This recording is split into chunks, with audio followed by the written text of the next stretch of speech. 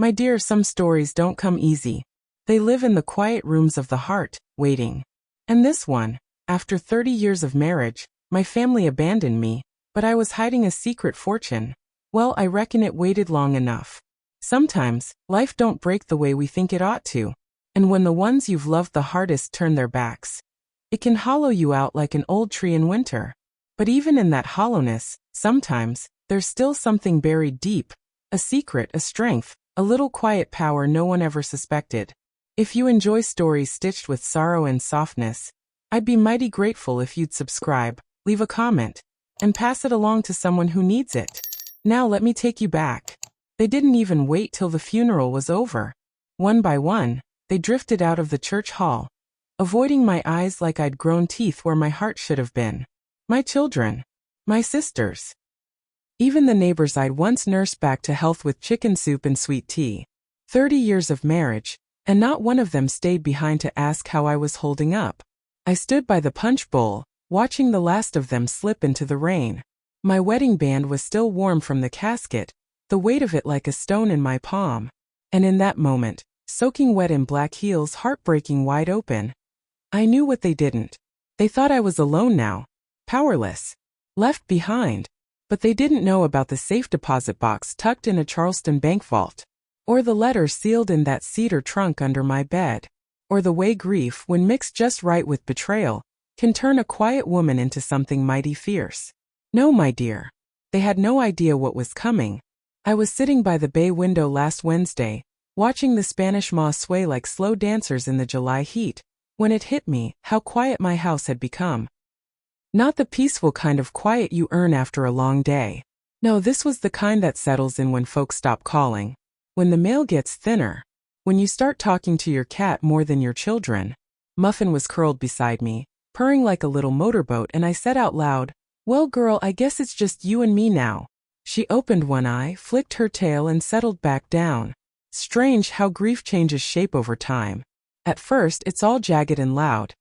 Casseroles dropped off by well-meaning church ladies, sympathy cards with Bible verses underlined, the smell of lilies that clings to your clothes no matter how many times you wash them. But then it thins out, becomes quieter, meaner somehow. It's been a year since I buried Harold.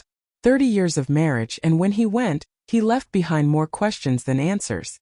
I remember the morning after the funeral, sitting at the kitchen table, still in my dress from the night before. My son David came in, eyes red from crying, or maybe from something else. I never could tell with him.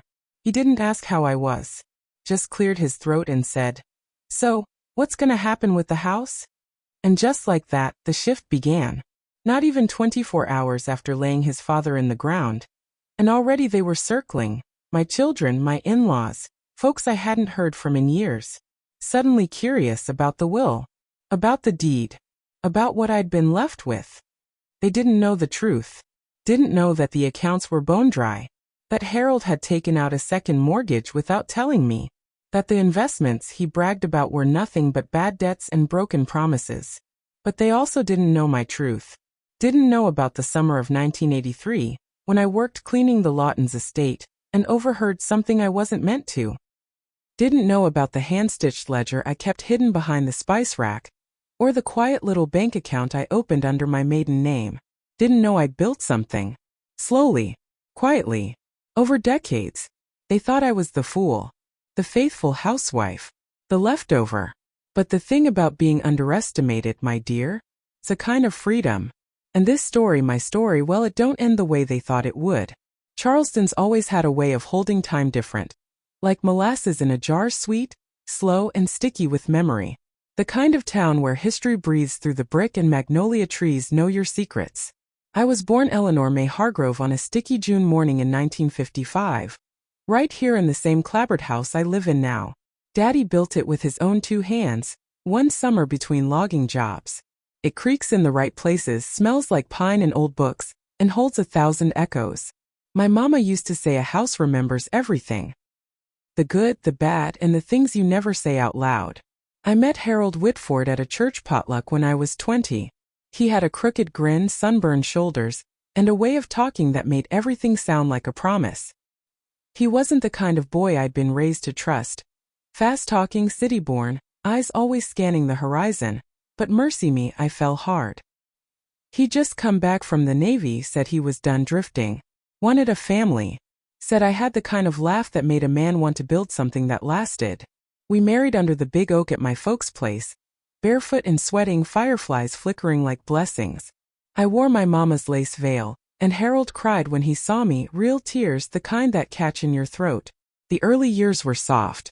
Sundays at church, porch swings at dusk, babies wrapped in quilts stitched by aunties long gone. We had David first, bright-eyed, stubborn, a runner before he could walk. Then came Ruth, and my sweet girl with a soft voice and hungry heart. For a while it felt like we were building something real. I kept the house, raised the babies, stretched dollars into meals that lasted. Harold worked construction, sometimes odd jobs, sometimes gone longer than I liked. But he always came home with calloused hands and stories to tell. Folks said we looked like a postcard, the Whitfords of Willow Creek Lane. But postcards don't show the back, where the writing tells a different tale. Harold had shadows, the kind that crept in through the cracks. Gambling debts, little lies, bruises explained away. I learned early to smile through the storm, to keep the children safe, to tuck the hurt somewhere quiet. But I wasn't always as naive as they thought. In 1983, Harold took a big job out on Edisto Island. Left me home with the kids and a busted fridge. I took a cleaning gig with the Laughtons. Old Charleston money, the kind that didn't look you in the eye unless you were wearing pearls or painting their parlor. One day, while dusting shelves in Mr. Lawton's study, I heard a conversation I wasn't meant to. Two men talking about offshore accounts, land transfers, hush money. I didn't understand half of it, but I remembered the names, the numbers. That night, I wrote it all down. Every word I could recall. Not out of spite, out of instinct. I tucked that notebook behind the cinnamon tin, told no one. And so began a habit. Every time Harold took a job with a friend I didn't trust, I listened closer. Paid attention. Started my own little system. Tips from overheard phone calls. Names from envelopes he left lying around. One day I opened a bank account under Yem Hargrove. Just $100. Then two. Year by year, that account grew. Not much, but steady. Enough that when Harold started disappearing longer, gambling deeper, I didn't flinch. I was building my own ark. Quietly, patiently, while the flood rose. By the time the kids were in high school, I had 2 ledgers, 3 hiding places, and a plan. Not to leave. Not yet. But just in case the day came when I had to. They say Southern women are delicate. But we are steel wrapped in satin, my dear. And I had learned to hide my spine behind a smile. David was the first to pull away. It started after his junior year of high school, when he got caught smoking behind the gym with a girl whose name I never learned. Harold whipped him. Not out of discipline but out of shame. Said he was raising a fool, not a son. David stopped looking his daddy in the eye after that. He left for Atlanta at 19 with a duffel bag, a community college scholarship, and a chip on his shoulder the size of Tennessee. For years, all I got were birthday cards with no return address and short calls at Christmas. I pressed the receiver close, memorizing his silence between words.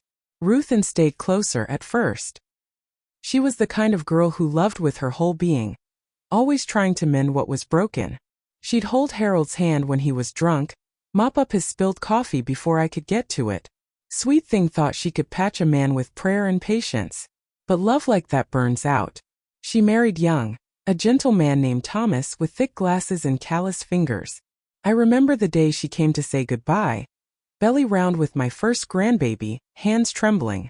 Daddy said I'm betraying him, she whispered. You're choosing peace, I said.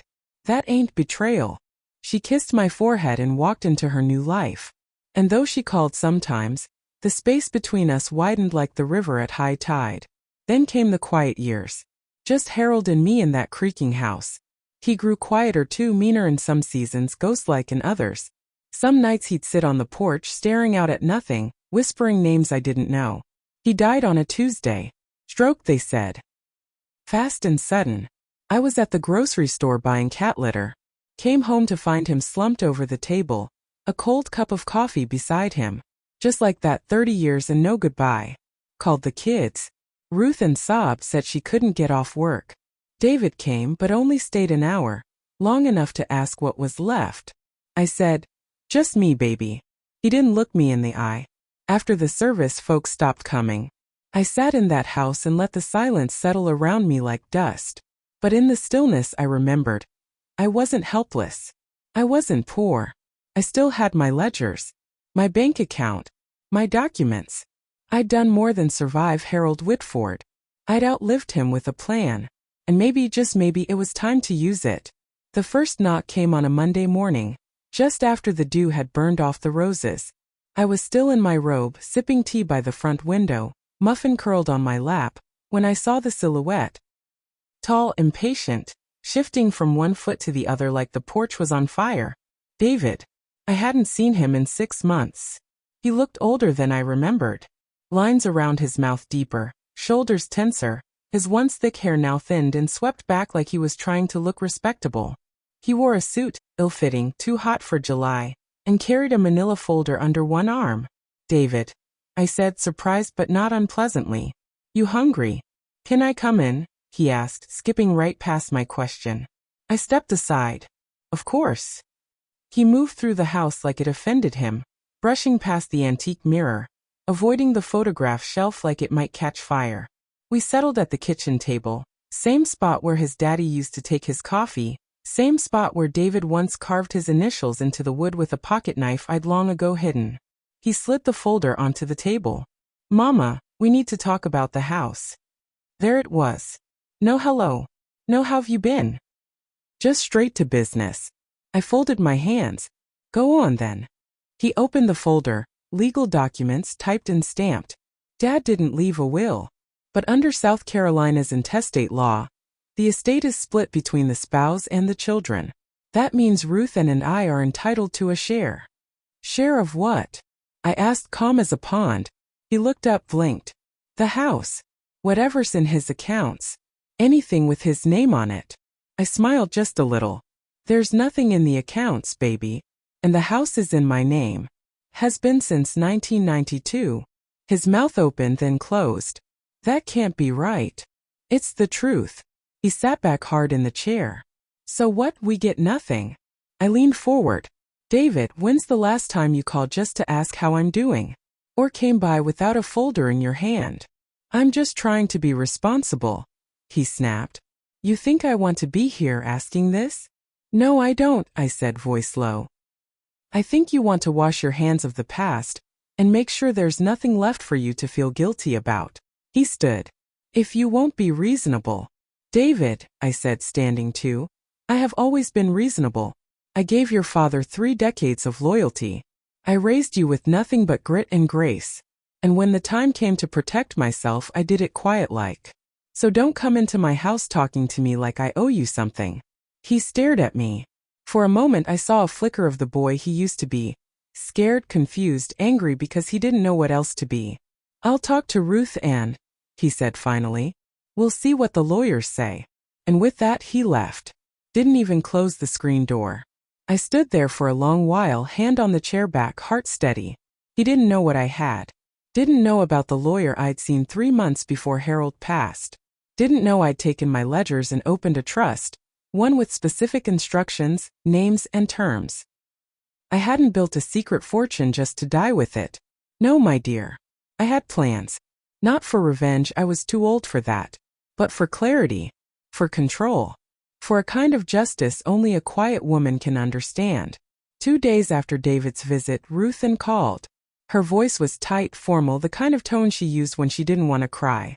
Mama, she began, I heard David came by. I reckon he did, I replied gently. He looked thin. There was a pause. Then, he says you shut him down. Said you've got everything in your name. I didn't say anything right away. Just let the silence carry the weight. Mama, we're not trying to hurt you, she added. It's just things are hard right now. Thomas lost hours at the plant, and I've got medical bills. You think I don't know about hard? I asked softly. You think I never had to choose between the light bill and new shoes for your growing feet? That's not what I meant, she whispered. No, baby. I know it's not. I sighed. But it's what you're saying. There was a rustle on her end like she turned away from the phone. I don't want to fight. I thought Daddy would have left something. That's all. I wanted to scream. Not at her, never at her.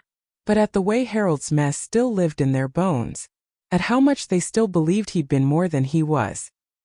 He left heartache, I said. Debt. Secrets. But if you're looking for something else, it won't be under his name. Another silence. Then a quiet. What does that mean? It was then I realized the truth had been buried so deep, even they couldn't see it. They'd grown up thinking I was just a backdrop. The mother who packed lunches, kept the house neat, smiled through storms. They didn't know I'd been a mapmaker all along, charting the way through a life that could have swallowed me whole.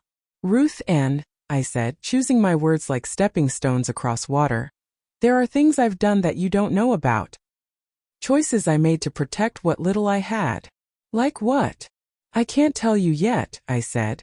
Not because I don't trust you, but because I need to know who you are without knowing what I have. She didn't answer. But I heard her breathing soft, almost like a prayer. When we hung up, I stood by the sink for a long while, watching the afternoon light filter through the lace curtain. And I thought, it's starting. The unraveling. The test. Later that week, I drove to the bank, the old one on Broad Street with the green awning and creaky floorboards. I walked straight to the vault and opened box 214. Inside were 2 ledgers, 3 notarized documents, and 1 sealed letter. All mine. All legal. All planned. There was more than enough to live on. Enough to choose where and how I spent the rest of my days. But also enough to make a point if I wanted to. The question wasn't what I had. It was what I was willing to do with it now. It began with whispers. First, it was the pastor's wife, Sister Eloise, who lingered too long after Sunday service, her fingers wrapped tight around a styrofoam coffee cup, eyes scanning the fellowship hall like she was collecting gossip in her apron pockets. I heard David's looking into getting the house appraised, she said casually, her smile just a shade too wide. Said something about probate. I sipped my lukewarm coffee and nodded. That's so. Her eyes narrowed. He seemed mighty sure y'all were gonna sell. I looked her dead in the eye and said, this house was never his to sell. And that was the end of that conversation. But the whispers didn't stop. At the Piggly Wiggly, I overheard Mrs. Cafferty murmuring to the cashier. Always seemed like such a meek thing, Eleanor. But you never can tell, can you? At the hair salon, Geraldine, my stylist of 10 years, leaned close while wrapping my hair in foil and said, honey, people are saying you hid money all these years. That true? I met her eyes in the mirror. What do you think? She smiled. I think you're smarter than all of them. By the time July turned to August, it was clear. My children hadn't just come looking for scraps. They'd started spreading the word that I was hiding treasure. And in a town like Charleston, where magnolias bloom over buried secrets, that kind of talk has teeth. Then came the letter. Typed. No return address. Just my name scrawled in black ink, and a warning tucked inside. You think you're the only one who knows where the bodies are buried? Keep hiding and see what happens. I read it 3 times. No signature. No clue. But my hands didn't shake. Not one bit. I'd kept too many secrets for too long to be scared of shadows now. Still, I made a copy and slid it into the folder with the others, the real documents. The trust. The ledger of payments I'd made over the years, and to whom. The receipts of what Harold had done in his final years. Gambling. Borrowing from the wrong kind of men. Men who didn't forget.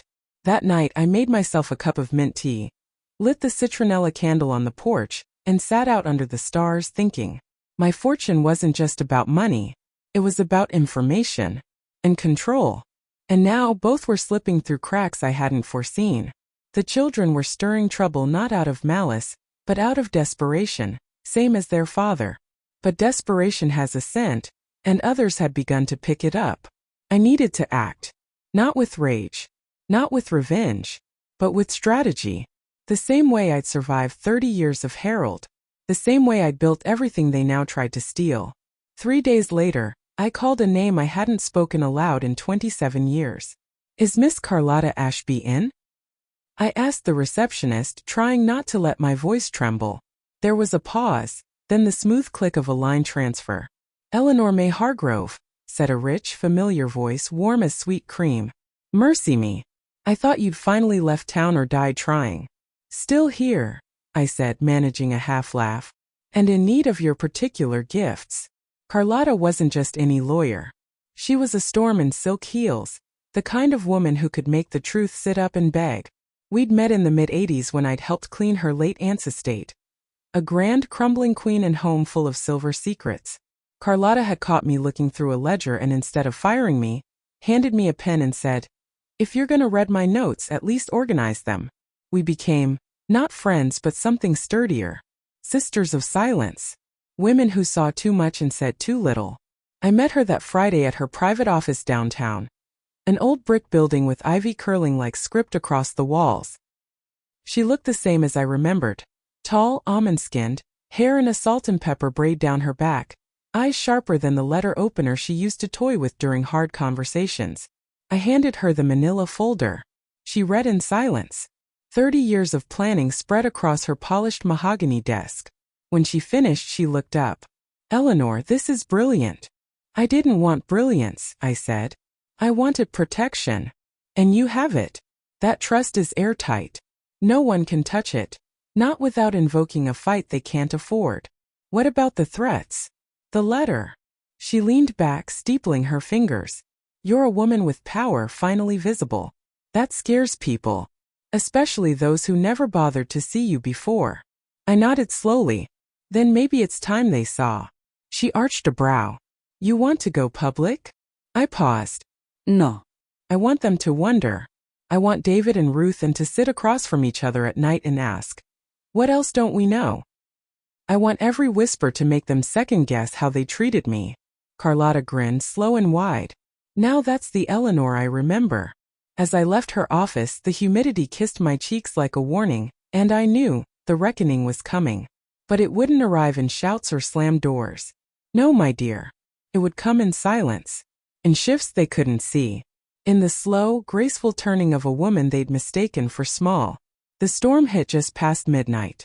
Not the kind that comes from the sky, though the wind did howl something fierce that evening. No, this storm came in the form of footsteps, frantic, angry, and altogether uninvited, pounding up my front porch steps with the rage of the betrayed. I had just settled into bed, journal in hand, when the banging began. "Mama! Open the door. I know you're in there." "David." I rose slowly, heart steady, mind already tracing the threads. I flicked on the porch light and opened the door to find him soaking wet, suit jacket flung open, fists clenched. Behind him, headlights carved twin moons across my front lawn. A dark SUV idled with the engine humming, windows too tinted to see through. "What in God's name do you think you're doing?" I asked, not moving from the threshold. "You lied to us," he said, voice sharp and quivering. "You've been hiding money. Our money." I crossed my arms. "It's not your money, David. It never was." He shoved a crumpled piece of paper into my hands. A bank statement, from one of the shell accounts I thought was buried deep enough to stay hidden. Someone had traced it. Someone with access. My stomach dropped. "I told you not to go looking," I said quietly. "You told me nothing," he snapped. "You sat there, playing the martyr while we begged for scraps." "Begged?" I laughed, bitter and tired. "You came with lawyers. With demands. Not once did you ask what I needed. You just assumed I owed you.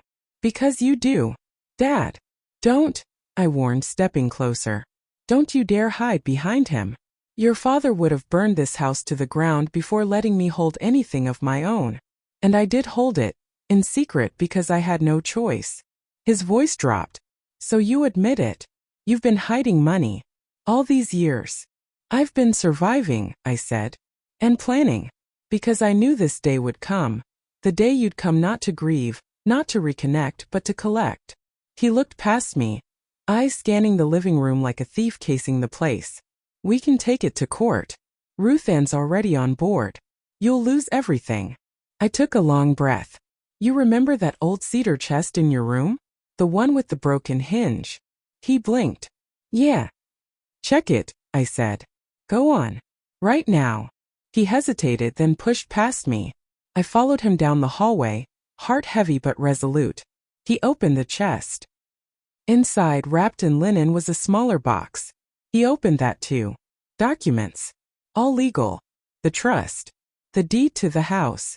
The sealed affidavit from Carlotta. Even a handwritten letter, one I drafted years ago, explaining every choice I made. David stared at it all, jaw tight. I put it there for you, I said softly, in case I died before you could hear the truth from my lips. He sat on the floor like the air had gone out of him. You want to know the real fortune? I whispered. It's not just the money. It's the fact that I kept my soul while your father lost his. It's the legacy of a woman who endured and planned and refused to disappear. He looked up at me, eyes glassy. Why didn't you tell us? Because you weren't ready to listen. He sat there a long while, shoulders slumped, the edge of his suit pants catching dust off the chest, his small hands once open to hide matchbox cars and candy wrappers. Now, it held the truth of a woman he'd never really known. I thought you were just, he trailed off. A mother. I offered gently. A background character in your story? He nodded, shame warming his cheeks. I knelt beside him, the joints in my knees crackling their protest. David, I said, placing a hand on his arm, I loved your father, but loving someone doesn't mean you give away all your light. And Lord knows he asked me to over and over, until I stopped giving and started saving. He looked at the documents again. How much is it? Enough, I said. Enough to live well. Enough to leave something behind that's not soaked in fear. A silence fell between us. Not angry. Not awkward. Just hollow. Then the front door creaked. Ruth Ann. She stepped in without knocking, eyes puffy and rimmed red. She wore her hospital scrubs and carried a Tupperware of cold green beans like a peace offering. I heard, she said, voice thin as rice paper. David called me. I stood slowly, smoothed my skirt. You came to see it for yourself? She didn't answer right away. Just crossed to the cedar chest and looked inside. Her fingers hovered over the envelope addressed in my handwriting. Then she turned to me. Mama, she said, we thought you didn't trust us. I didn't, I said. But not out of spite. Out of survival. Her chin trembled. I needed help. When Thomas got sick, when the bills piled up, why didn't you come to me? Because baby, I said, I knew the second I opened that door it'd never close again. The asking would never stop. And I wanted to give when it meant something. Not when you were desperate. When you were ready. David looked up at me. What does that mean? I sat down on the couch, legs folded under me. It means this money wasn't just for you. It was for me too. My freedom. My dignity. And now, if you want to be a part of it, it has to come from a place of love. Not entitlement.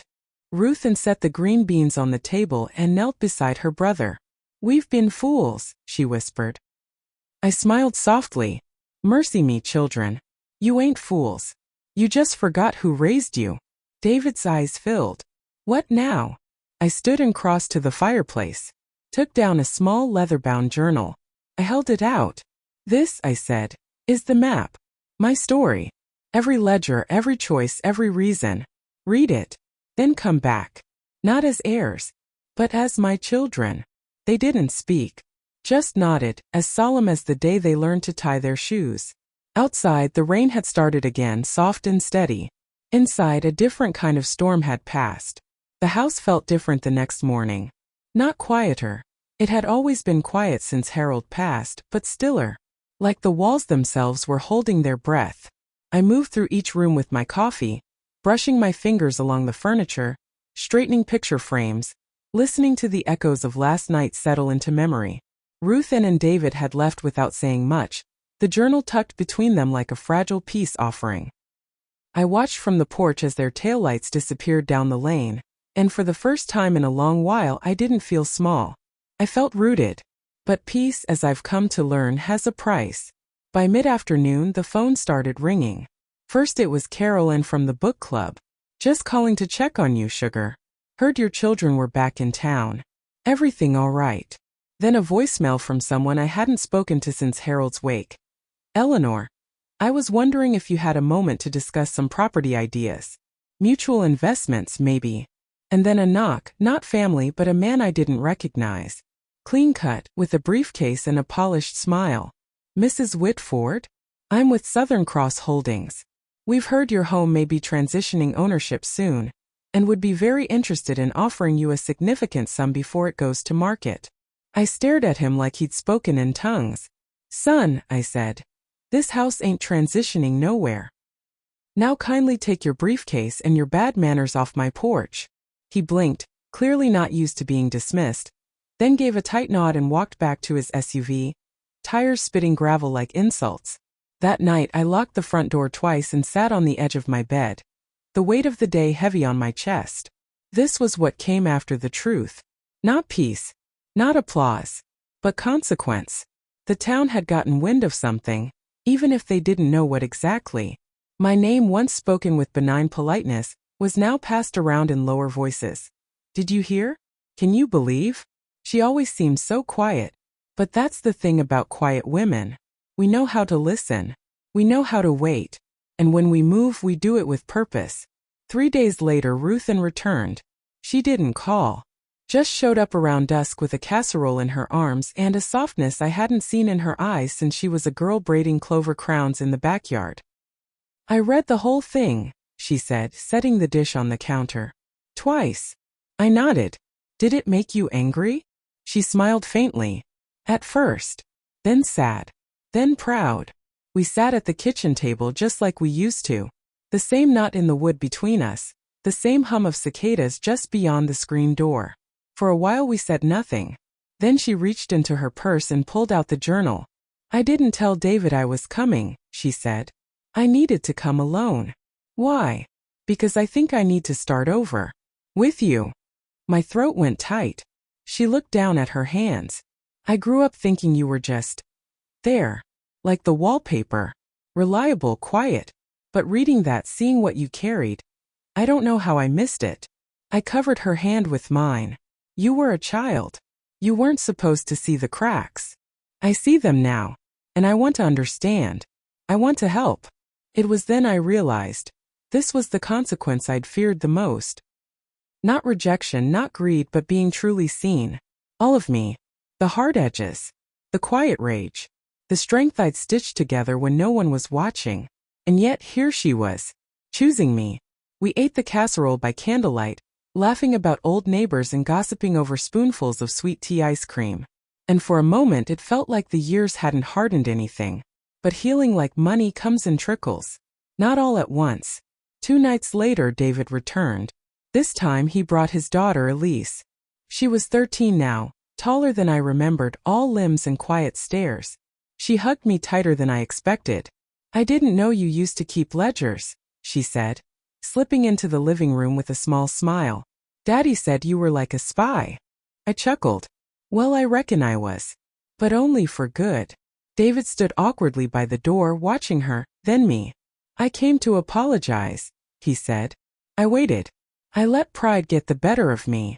I was angry and scared and I didn't want to believe my father failed you. But he did. And so did I. I studied him, the tired eyes, the gravel in his voice, the way his hands wouldn't keep still. You're not too late, I said. I don't want your money, he said quickly. I just want to know you. All of you. Before it's too late. Tears pricked my eyes. Well then, I said softly, let's start with sweet tea and a story. He smiled. I'd like that. It was quiet again, but a different kind of quiet.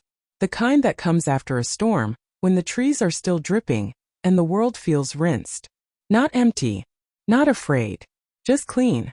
I found myself waking earlier, sitting on the porch with muffin in my lap and my old journal open beside me. The one with the rose-colored leather cover, and the frayed ribbon marker. It had followed me through nearly every season of my life. Births, deaths, heartbreaks, tiny joys. The pages curled with time, some smudged with old tears, some dotted with crumbs from late-night pie. I wrote every morning now. Not to plan. Not to hide. But to understand. Because something had shifted in me, and I needed space to feel it. It wasn't just that David and Ruthin had returned, or that they were trying to know me now. It wasn't even that the town had started softening again. The way old gossip does when something more scandalous comes along. No, the shift was deeper. For the first time in my life, I wasn't surviving. I was becoming. The money, my quiet fortune, sat untouched, earning interest like a slow-growing tree. And for the first time in decades, I wasn't thinking of it as a shield. I was thinking of it as a seed. The question I asked myself each morning was no longer how do I protect it, but what will I plant with it? I spent long afternoons walking the old neighborhood, past the church, past the school where I'd once volunteered to read to first graders, past the burned-out lot where the old library used to stand. Just a square of cracked foundation now, ringed by wildflowers and beer bottles. I stood there one afternoon, heart aching with memory. That library had been my refuge when Harold's storms grew too loud.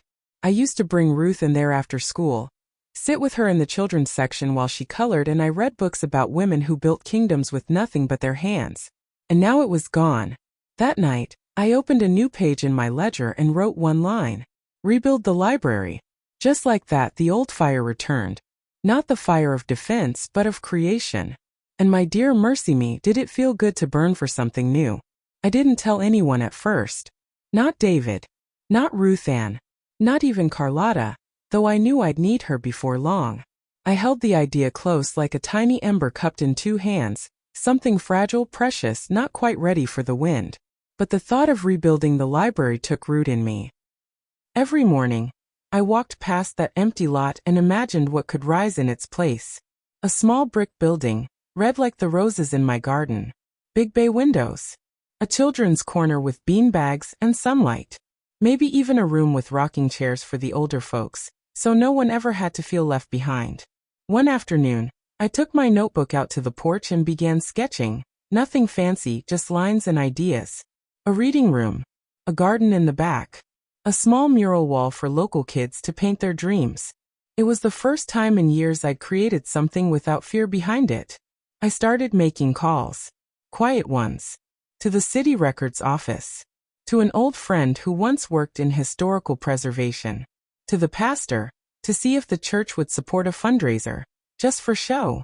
I didn't need the money. I needed the blessing. One by one, people said yes. And word began to trickle out. Not about the money. I kept that part hidden. But about the library. About Miss Eleanor's dream of restoring something long lost. And suddenly, the same town that had once turned its back on me began turning toward me again. Geraldine from the salon offered to host a bake sale. The high school art teacher said her students would love to help with the mural. And one evening, as I watered my garden, little Elise showed up with a stack of books she wanted to donate. These were Daddy's, she said shyly. He said you should have them. He wants to help too. I swallowed the lump in my throat and took them with both hands. Later that night, as the moon poured silver across my floorboards, I sat in bed and opened the first book. The Old Man and the Sea. Inside was David's name, scrawled in a teenage hand. Below it, fresh ink. For Mama, who kept swimming. I pressed the page to my chest and let the tears come. Not because I was broken, but because for the first time in my life, I felt whole. The groundbreaking happened on a Saturday morning in late September. The air was crisp, the sky the color of porcelain, and the ground soft from an overnight rain. A few dozen folks gathered around the old lot. Neighbors, church folk, teachers, and curious onlookers who'd once whispered about me but now smiled in a way that said maybe we were wrong. David stood at my side, shovel in hand, his daughter Elise holding the ceremonial ribbon like it was sacred cloth. Ruth Ann wore a wide-brimmed straw hat and carried a clipboard, acting as the unofficial forewoman of the whole affair. You'd have thought she'd done this all her life. As the crowd settled, Carlotta stepped up to the makeshift podium. Just an old wooden crate with a microphone balanced on top. Her voice rang clear through the morning air. We're not just breaking ground today, she said. We're breaking silence. Restoring not only a library, but a story that was nearly lost. One woman's story. One mother's story. She turned to me, her eyes warm.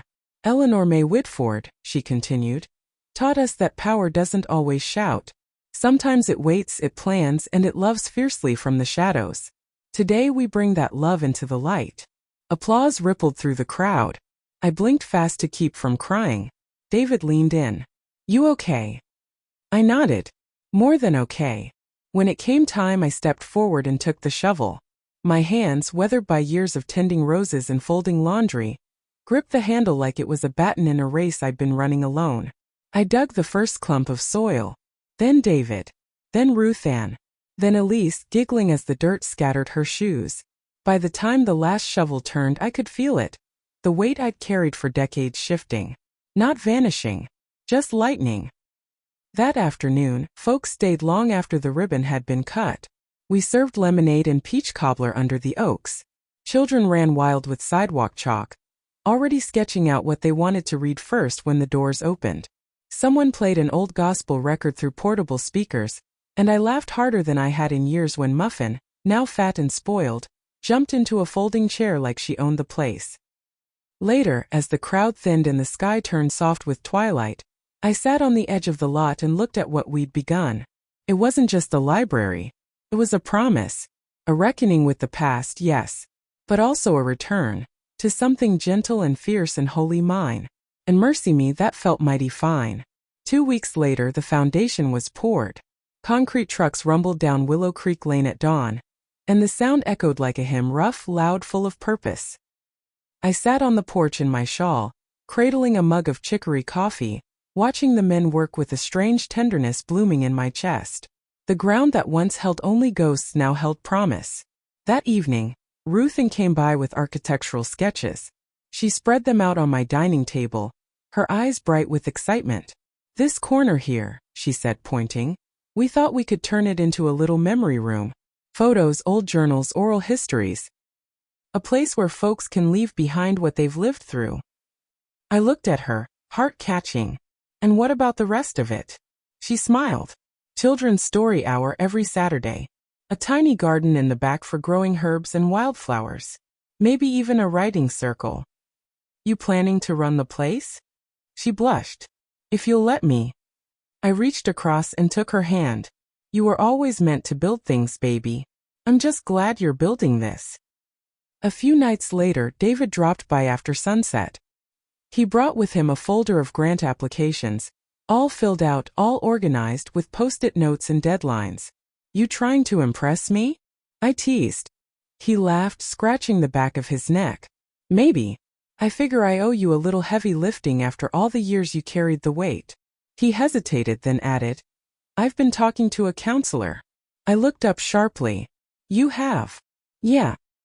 Trying to untangle some of the mess Dad left in my head." I nodded slowly. "That's good, David. That's real good." He looked around the room, then at me. "I used to think the money was the most valuable thing you had. But now, I think it's this. The community. The way you held your story, till it was strong enough to stand on its own." I smiled. "That's the fortune I wanted y'all to find." As autumn deepened, I began to receive letters. From strangers. From women I hadn't spoken to in decades. From a nurse I trained with in '79. From someone who once watched me read on a park bench every Thursday with 2 toddlers tugging at my skirt. They wrote about endurance. About invisible strength. About how hearing my story through Ruth Ann's newsletter or David's grant pitches, or just good old-fashioned talk over church potlucks, had reminded them that it wasn't too late to begin again. And mercy, did that do something to me. It reminded me that even after years of silence, your voice can still echo. Not because you yell, but because you tell the truth plain and strong. And you wait. The library opened on a sunlit morning in March, when the azaleas were in bloom and Charleston smelled like honeysuckle and river wind. Folks arrived in their Sunday best, children skipping ahead, elders walking slow but steady. Someone played bluegrass under the oak tree, and the laughter came easy. I stood on the steps of the new building, watching the doors swing open. It was everything I had dreamed. Red brick just like I'd pictured. Big windows that drank in the light. A painted mural stretching along the west wall. Children and elders reading beneath a tree whose roots wove through scenes of our town's history. Elise helped design it, said it was based on my roots. Inside, the shelves gleamed with new books and old favorites. The community room was strung with paper cranes and drawings from local students. And in the back, nestled near the herb garden, was the memory room Ruth Ann had dreamed up. She called it the quiet corner. Its walls were lined with journals. Real ones donated by folks who'd lived lives that rarely made the papers but carried weight all the same. There was a table with an old typewriter and stacks of blank notebooks. A sign above the doorway read, "Every voice matters. Write yours down." Carlotta came, dressed in a jade green suit and pearls, walking arm in arm with a retired judge. She winked at me as she passed, and I knew she'd already started plans to open a legal clinic right next door. For women like us, she said, who know how to keep secrets and need someone to help them stop. David arrived late, flustered, carrying 3 boxes of donated books and a tray of lemon bars. He'd started teaching business classes at the community college, part-time, but it was a start. He told me he'd applied for a foundation grant in my name. Not because of the money, he said. Because of what you built with it. Ruth Ann, clipboard in hand, gave the opening speech. She stood behind the podium in a pale blue dress, her voice steady and clear. My mother, she said, taught me that silence isn't weakness, it's waiting. And when the time is right, you speak. You act. You become. This library is her voice, spoken out loud. The applause that followed was thunderous. And I stood back, hands clasped, heart full. Because I hadn't just survived. I had transformed. And now my story would live on, not just in journals and buildings, but in the people who'd once looked right through me and now saw everything. The next morning, I walked to the library before the sun had fully risen. The streets were still soft with shadows, dew slick on the grass, and the air held that sweet spring hush that feels like a blessing whispered to the earth. I carried a single rose in my hand, a deep crimson one from my garden, the kind Harold used to compliment before his storms began. I unlocked the door myself. The scent of new wood and paper greeted me, mingling with the faintest trace of lemon from the polished Ruth, and had insisted on using for opening day. The rooms were empty, peaceful, sacred in their stillness. I made my way to the quiet corner, sat at the little round table by the window, opened my journal, and wrote, March 16th. The library is open. My voice is no longer hidden. My children are no longer lost. I am no longer waiting. Then I tore the page out, the only page I'd ever removed from that journal, folded it into thirds, and slipped it into the drawer marked First Voices. I placed the rose in a jar on the windowsill, and watched the morning sun catch its petals. I didn't need applause. I didn't need a monument. This library was enough. It stood as proof that a woman could endure, outlast, and then create. Not out of bitterness, but from the sheer audacity of believing her life still held worth. Later that week, I got a letter from a girl named Tanisha, 12 years old, who'd visited the library with her class. She wrote, Dear Miss Eleanor, I didn't know old ladies could be strong. My mom cries a lot but hides it. I think you and her would be good friends. I want to write books one day. Thank you for building a place where girls like me can be big. Cried, of course. Softly. Gratefully. Then I framed the letter and placed it on the mantel, right next to a photo of Harold holding baby Ruth and another of David at his high school graduation, because this too was part of the story. The hard parts, the holy parts, and the parts still blooming. I'm sitting on the porch now, as twilight tucks its lavender fingers into the folds of the day. Muffin snores beside me, fat and satisfied. A soft breeze carries the distant hum of laughter from the library. It's movie night in the garden, and Ruth Ann set up a screen between the rose bushes and the oak. The air smells like popcorn and wisteria. David stops by every Sunday now. Sometimes with Elise, sometimes alone. We talk about ordinary things, taxes, recipes, how the tomatoes are coming along, and sometimes when the mood's right about Harold. Not in anger. Not even in grief. Just remembrance. There's peace in that. I keep a copy of that first journal entry. The one I placed in the quiet corner, tucked inside my Bible. I take it out sometimes when the nights are long or the ghosts get noisy. And I remind myself, I made it. I didn't just survive a marriage that emptied me. I didn't just outlast the betrayals, the silence, the years of being unseen. I transformed into a woman who spoke when it mattered, who gave only when it healed, and who, mercy me, planted her fortune not in gold but in legacy. If you ever find yourself lost, my dear, thinking your story is too quiet, too small, too late, come sit on my porch. Or walk through that little red brick library with the sunlight in the windows and the children laughing in the back room. And remember, every voice matters. Especially the ones that waited longest to be heard. If after 30 years of marriage, my family abandoned me, But I was hiding a secret fortune opened something quiet in your soul. My dear, I'd love to know what stayed with you. Leave me a note below. Share it with someone who might be walking the same road. And subscribe if you'd like to sit for another tale one day soon. Some stories are meant to be heard by hearts that are healing. Now then, shall we gather the finishing touches?